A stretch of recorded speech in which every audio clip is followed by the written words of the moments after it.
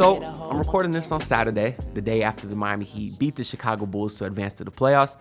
And I'm not going to lie, last night was kind of fun. I got to say, I know a lot of Heat fans were on Twitter saying they wanted to lose, and I was somewhat in that crowd as well because I wanted the higher pick. We're going to get into that later. But as last night started progressing, man, it was so hard for me to not have fun just the way that game was going. But before we get into that, I want to first welcome you back to Believe in the Miami Heat, brought to you by the Believe Network. And as always, I'm your host, Anthony DiNardo. Now, we are on the audio and the video version today. If you want to watch me, I'm on YouTube. Just search Anthony DiNardo. And if you are on the video side, you see we got a little new setup here. I got the Game 6 Ray Allen backdrop in the background. Figured it was appropriate now that we're officially at playoff time. But before we get into that game last night against the Bulls, I do want to talk about that game versus the Hawks because in my last video, I predicted that the Heat would dominate them, and it was the complete opposite. I should not be surprised. It was the same Heat team we've seen all year, not able to shoot, not able to rebound. For some reason, I had some blind faith that the fan in me was just super optimistic something would be different. It wasn't. But I got a whole bunch of notes on that game, so I kind of want to get through those now. The first thing I wrote down is earlier in the game when Bam had DeJounte Murray on his back and nobody looked to give Bam Adebayo the ball. Initially, I was frustrated because teams attack our mismatches all the time. And I feel like the Heat do a very poor job of attacking mismatches on the other team whenever there's a switch. Because we know the Heat have been getting killed in switches all year. So I really wanted them to look for Bam in the post there. But then I started thinking, well, there's a lot of times this year where Bam Adebayo had a smaller guard on his back, and then he'd get the ball in the post and then just fumble the ball, put up a terrible hook shot. Because the problem is he has no post game and he's very soft. That was the most frustrating thing to me about that game is how soft he was getting sunned by Clint Capella. I mean, I'm getting a little out of topic here, but that was the one play specifically early on that I noticed because after the game, Bam Adebayo even said that his teammates need to look to give him the ball more. That quote went pretty viral. And yeah, they do need to do a better job of getting you the ball in the post. But at the same time, if you're a star, if you want to be a superstar, you need to demand the ball in the game. Now, I don't know if he was or he wasn't, but I certainly didn't see Bam get irritated in the game that he wasn't getting the ball. A guy like Shaq, for example, if he has a mismatch in the post and his teammate does not get him the ball, Shaq is probably swinging on his teammates the very next play. Now, I don't want to compare Bam to Shaq, and I also don't want to say Bam should swing on his teammates, but point is, Shaq would demand the ball. I didn't see that from Bam in the game, and I didn't like how after the game is when he was saying, oh, my teammates got to find me in the post. Man, demand the ball. You want to be a star player, you get the ball. That's on you. That's not on your teammates. I guarantee you if you yell at whoever brought the ball up the court, whether it was Gabe Vincent or Tyler Herro, if you yell at them, say, y'all missed me, get me the ball, they'd get you the ball. And I didn't see that from Bam, and it's because he's soft. And I'm still mad about it, even though he had I was going to say somewhat of a bounce back versus the Bulls, but we'll get into that. The next note I wrote here is just simply Kevin Love brick three. It was earlier in the game. They said something like, oh, Kevin Love, floor spacer for the Heat, got the three, barely hit the rim. Why is he on this team if he can't space the floor or rebound? That's the two things we brought him on this team to do. He is really frustrating to me. I'm going to leave it at that. There was the next note, Tyler Herro took a terrible transition three with Bam wide open under the rim. A lot of people were mad about that Tyler Herro high-level role player song, especially I had a line that said he takes terrible transition threes. That is literally exactly what I'm talking about. I don't know how you can watch that game and then get mad or disagree with a lyric like that. I mean, especially when that's all jokes anyways, but he had a poor performance that game as well. Well, he shot over 50%, but there's still a lot of things I didn't like from him as far as shot selection. Also remember several instances where he brought the ball down the court and there was quite literally 0 passes. And then he'd settle for some tough fadeaway or contested three. His shot selection is horrible and he really stagnates the offense and is starting to get frustrated. Jimmy Butler was obviously terrible. He missed a ton of layups.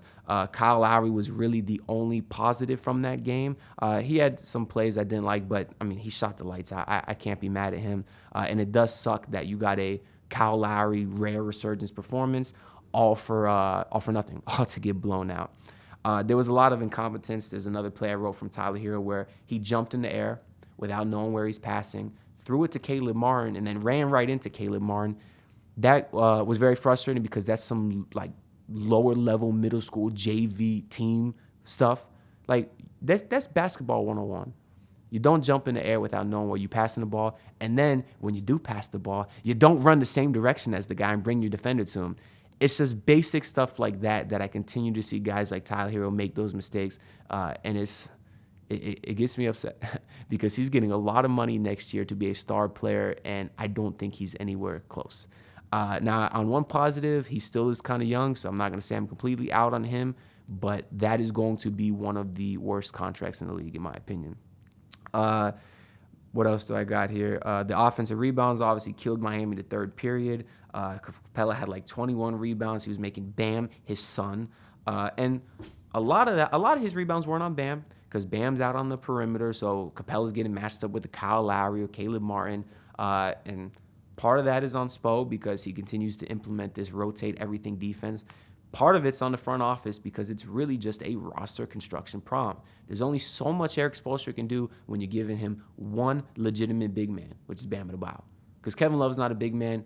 Cody Zeller didn't even play for like the first quarter or two of the game. I don't know why. He was the only addition to this team from last season that has been positive. Because I guess the only other option was Kevin Love, and he's no good. And I guess Nikola Jovic, who's 19 and already has back problems. But whatever. Miami did go on a run in the third to cut the lead to 5, but it all stopped when Bam Adebayo missed a wide open layup at the rim. That's why, for me, this game keeps coming back to Bam Adebayo because he showed just how soft he is that game. It was a beautiful drive. It was either by Gabe or Caleb or someone. Beautiful drive, dropped it off right to Bam in the dunker spot. Could have went up and put the Heat only down by 3. But no, Bam goes up soft with this little layup. Didn't even hit the rim. You are the biggest, strongest, fastest guy in the court. Go up and dunk on their heads, Bam. That's what's so frustrating to me. He's so soft. And even when he was getting boxed out by Clint Capella, he was just getting shoved out of the way. And I hear all the time about how strong he is, how he legitimately holds the Heat locker room or weight room records and all that stuff.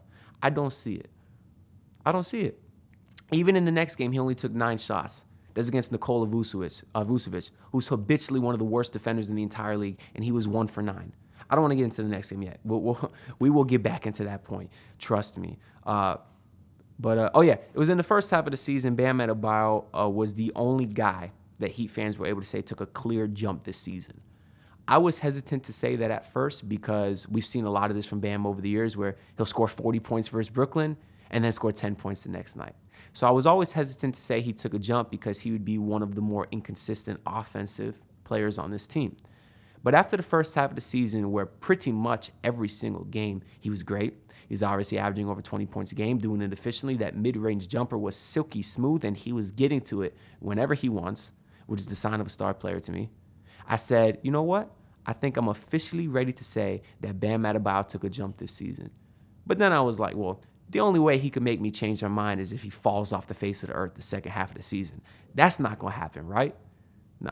That's literally exactly what happened. Since the All-Star break, he's been terrible.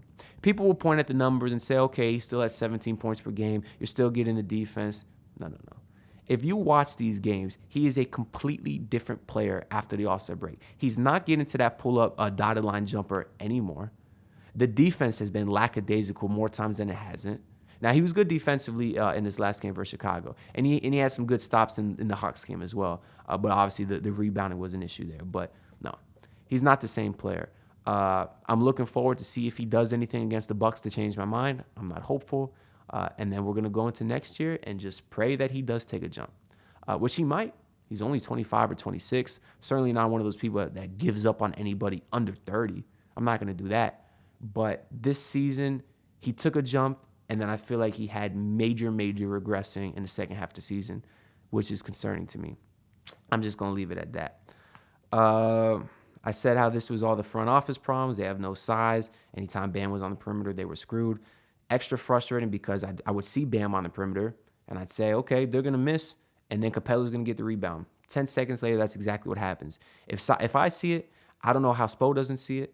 I don't know why he didn't try anything different, whether it's even playing a Bam Zeller lineup.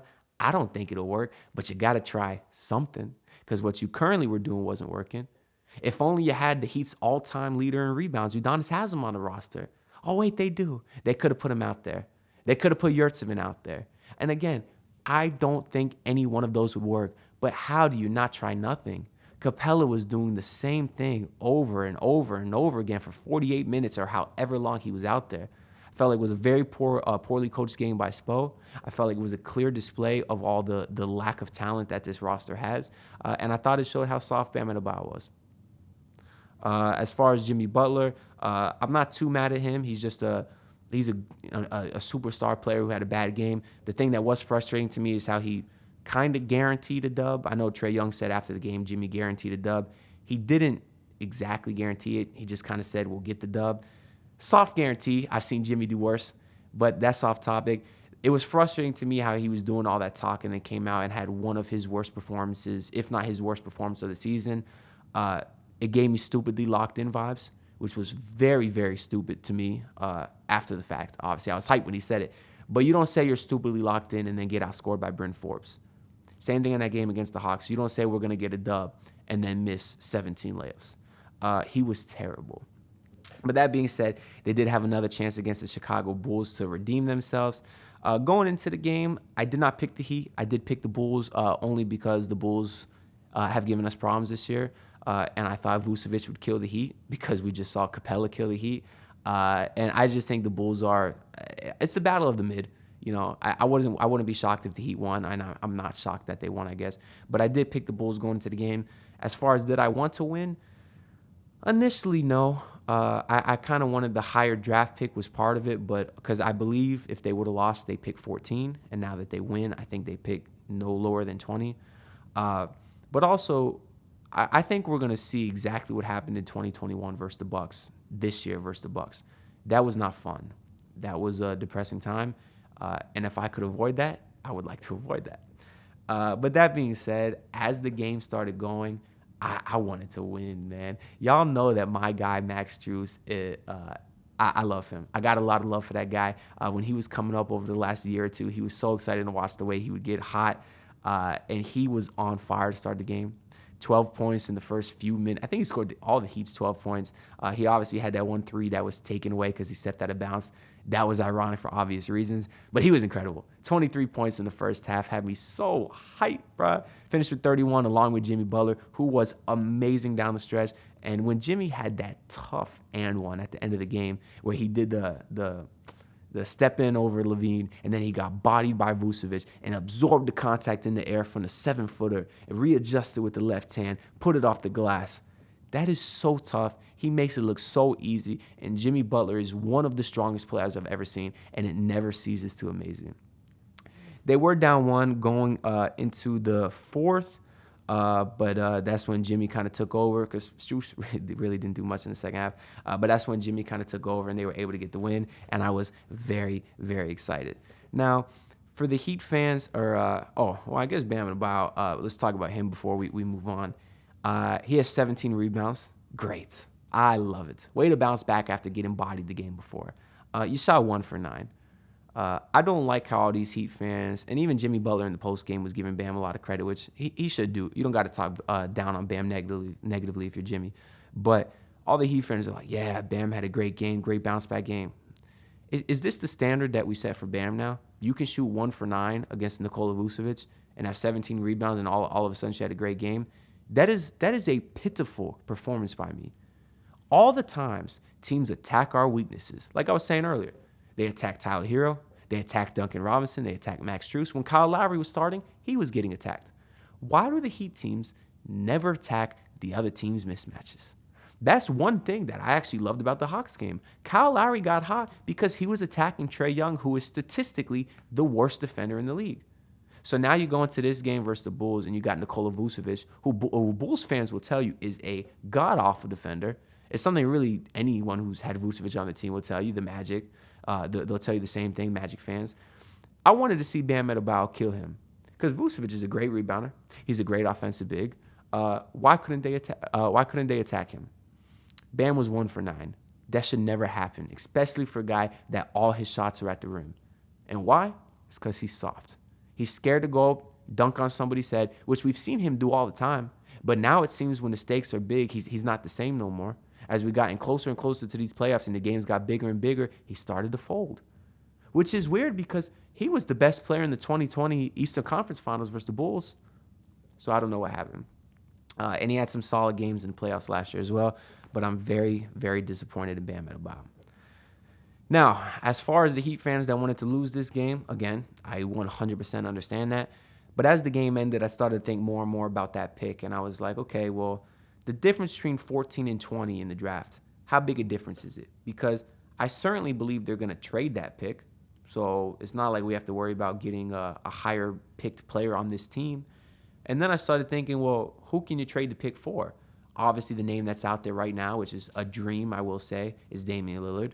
And I think if the only way that he could get Dame, by the way, is if he demanded a trade to Miami. Like, he can't have a list. If he has a list, somebody else will beat us. He has to demand specifically Miami.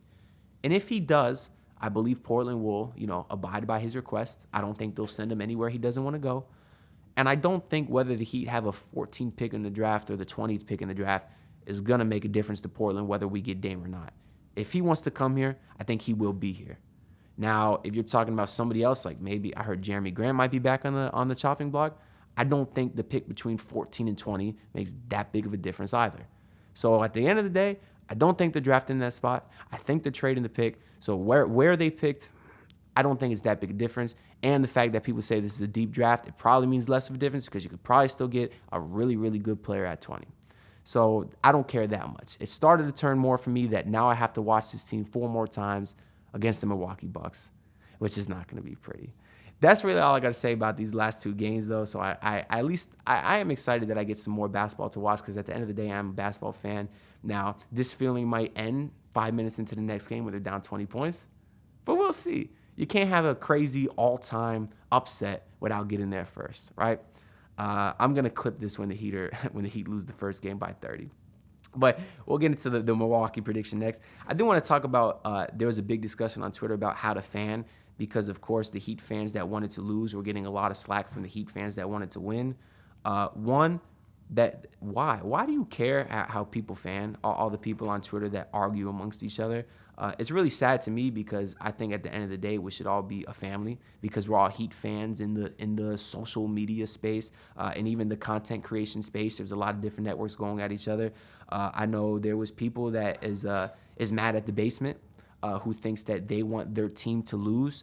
That is very short-sighted in my opinion because the people on the basement that want the Heat to lose is so they can ultimately win more next year. Those people on the basement are smart enough and have the insight to realize this Heat team, this rendition of the Heat team is not a championship roster. Therefore, if you lose more this year, you get a better pick. You have more assets to go ahead and be better next year and in the future. They're not blindly putting their face into this team and saying, okay, because I'm a fan, I have to think they can win every single night because that's just not realistic. Now, if you don't want to be realistic, if you like being a blind optimistic fan, that's fine too. I could understand why you'd want to go into every single game and win no matter what because all you care about is the moment more than the future, which is fine. That's a completely reasonable way to live as well. But you shouldn't go back and forth, and this goes on both sides. Both sides shouldn't go back and forth telling people how to fan because I've seen it on both sides. But at the end of the day, I don't really care enough to get involved. That's just kind of my 2 cents on the matter. Now, this matchup versus the Milwaukee Bucks, I'm going to leave it simple. I'm going to say I do not think there is a single double-digit game, and I think the Heat gets swept. I don't think it's going to be pretty. Now, Bryn Forbes is not walking through that door, but they got a bunch of other guys that can kill us. Multiple of them were on the Miami Heat. I think Goran Dragic is in for a giant revenge series. I think Jay Crowder's in for a big series. And Myers Leonard will probably have a 20-point game also just to piss all of us off. So I'm not looking forward to that. Not to mention all the other white dudes they have like Grayson Allen and Pat Connaughton. They're probably going to kill us too. And, oh, yeah, that's right. The Bucks also start multiple 7-footers. Strus is going to be guarding Giannis Antetokounmpo or Brook Lopez or one or the other. It's not going to be pretty. Just think about it. If you're a Heat fan that thinks they have any chance, how? Explain it to me. Explain it to me with a straight face because they're too small. They're too small, man. And I know when we did beat the Bucks in 2020, you had Jay Crowder, who's not the biggest guy either, but he's not Strus. Like P.J. Tucker, he plays very, very big. And losing Jay Crowder and then losing P.J. Tucker, it hurts. I think it hurts a lot. So I don't think it's going to be pretty. But that's really all my only predictions on that. The next game, I think, is tomorrow, is Sunday. So the Heat get no rest. They said on the broadcast the Heat have the advantage because they're still in rhythm. I disagree. The Milwaukee Bucks are well rested, and that's a championship team who gladly accepts the rest. I think they're going to kill us in game one, and I think that's going to continue. But I hope I'm wrong. I certainly hope I'm wrong. I do want to get into my playoff prediction for the rest of these teams here. Really did not put that much thought into it because I'm just been really keeping up with, well, I've been keeping up with everyone, watching all the games, of course, but I didn't put a lot of research into these other games, just going off the heart. I think that starting off, we got the Heat Bucks. I'll say Bucks in 4. Then we got Cavs Knicks. I'm saying Cavs in 5. Legitimately think the Cavs have a real shot at making the NBA Finals and beating the Milwaukee Bucks. Now, I'm not picking them, but that team is awesome. Their starting lineup is so incredible with Garland and Mitchell and Mobley and Allen. They are awesome. Big fan of that team. I think the Knicks are frauds, so that I got Cavs in 4. Philly, I think they're frauds as well, but Brooklyn just doesn't have enough talent. But I'll still give Brooklyn 2 games. We'll say Philly in 6. Boston, I think they are frauds as well. Jaylen Brown is the only player on that team that I trust, and his hand is broke. So I'll give Atlanta 2 games in this one. We'll say Boston in 6. Denver's now playing Minnesota. If they were playing OKC, I was going to say Denver in 5 or 6. They'll be Minnesota in 4. Phoenix, LA, I think LA is frauds. I think Paul George is a fraud, and he's not even playing. So I'm going to say Phoenix in 5 there. I hate picking against the Sacramento Kings because everybody's doing that, and they've proven time and time again this year that they're an amazing team. I'm going to pick against them. I'm going to say Warriors in 6.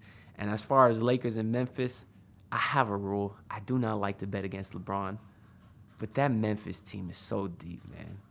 I'm going to say Memphis in 6. Even though I hate to bet against LeBron. I know a lot of people are picking the Lakers, so that's not a super unpopular pick. But I'm gonna go with Memphis. They're a deep team, man. Last thing here, last NBA related thing here, I guess. I want to get into these award finalists, which were all announced. Again, didn't put much research into this, just going based off the heart. We got the finalists for MVP: Giannis, Joel, and Jokic.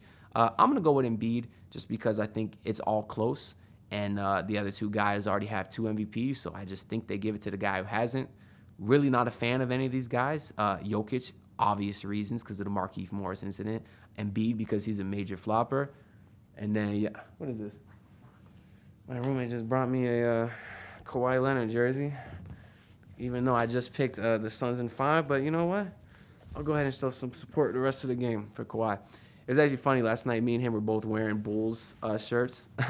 I don't know why I have a Michael Jordan jersey, which I don't feel like is uncommon. He has a Bulls shirt I have no idea why. But yeah, we were both kind of rooting for the Bulls low-key there, even though I was getting hyped for the Heat. Anyways, I don't like Giannis because of he didn't come to the Heat. That might be petty, but fine. Defensive Player of the Year, 3 guys who don't deserve to be there. Jaren Jackson Jr. Always gets in foul trouble, plays 20 minutes a night. Brook Lopez, he can block shots, can't do anything else. And Evan Mobley, he's him. He's him. Bam Adebayo should be on this list. He should be on this list every year. He's not. I'm still going to go with Evan Mobley here because he's the only one that deserves to be there, in my opinion. Let me not act like the other guys are good. I'm just being a hater, like acknowledgeably a hater. But I'm not a fan of the other 2 guys, so I'm going to say Evan Mobley. Most Improved Award, you got Brunson, Shea, and Lowry. I love Brunson and Shea. They're awesome, but they've been awesome. Lowry's clearly took the biggest jump here, so we'll go with Lowry Markkinen.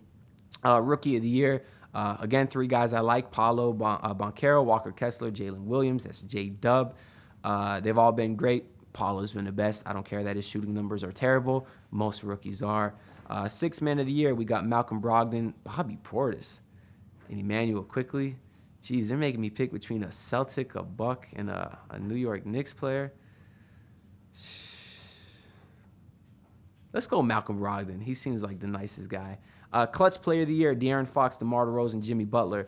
I know De'Aaron Fox, his 4th quarter numbers and clutch numbers are insane. I don't care. I'm going with my boy, Jimmy Butler. And Coach of the Year, we got Mike Brown, Mark Daigneault, and Joe Mazzulla. Let's go with the OKC coach, man, Mark Daigneault. That team is, I believe, the youngest team of all time, and they are number 1 in defense. That is an insane statistic. They even lead the Heat in charges drawn this season. They're number one, the Thunder, by a lot. To have the youngest team of all time, and they're that good defensively, and even taking charge was like a veteran thing, I'm going with him. I'm very, very impressed with that Thunder roster, and I'm big fans of what they got going on. That's all the basketball-related stuff I got. The Florida Panthers, I just wanted to shout out to them. They did make the playoffs. Shout out to Alex Lyon for hooping. And when you get a hot goalkeeper going into the playoffs, anything could happen. I know they're going against the Boston Bruins, which, with all people are saying they're one of the best teams ever, I guess. I don't really watch that much hockey, but I'll be watching the Panthers, so hopefully they do well. And I do want to say, too, for anyone living in South Florida, particularly Fort Lauderdale, I hope y'all good with the flood. As y'all know, I've been in this men's adult league with my roommate who just gave me the jersey. And we've been driving back to Fort Lauderdale every week for the games. The location of the game, the gym where we play, was in the exact spot where the worst flooding was. And that was a nightmare night. Needless to say, the games got canceled, but they got canceled very close to tip-off, so it was irrelevant. We were already down there. Half my team made it to the gym. I fortunately wasn't able to because I could not find a street to turn down that didn't have 18 inches of water and didn't have 100 cars stalled on it. So eventually I'm driving around for an hour trying to find my way to the gym. I get the email that the game was canceled. I go home. But now, unfortunately, for everybody that was there, including half of our team, half of our opponent's team, the teams before us, the teams after us, the refs, they were all stranded there. That parking lot got historic records of flooding, and they were not able to get out. Anybody that attempted to get out got their car stalled. Our game was supposed to be at, I think it was like 8:30, 8:40. So obviously our team got there around 7:30, about an hour early. They were stranded there until 2:30 a.m. The flooding was very bad. If y'all are not in Fort Lauderdale or Broward County, you're not aware of the flooding, did not see the news, you got to look it up because it is some historic, crazy, like nightmare scenarios. And I could not believe what I was seeing with my own eyes. And out of all the places for our game to be played, it was right. It was right in there. But we're all good. We're all safe. Everybody got back home safe. So I do want to hope that everyone listening to this, they are safe as well if they're in the Fort Lauderdale area. And hopefully everybody's cars are good too. But that's really all I got for this episode. I know the Heat play tomorrow versus the Bucks. We'll see what happens. I'll probably come to y'all sometime next week with a recap of the first couple games. And hopefully they surprise me because I want something different to talk about. But that's all I got. I'll see y'all next time. Peace out. Look, pull up in your city tryna get that dead face. Do it on my own, I don't need no dead weight. Had to kill him off, yeah, I need a head space. You know this homegrown bitch don't offend me.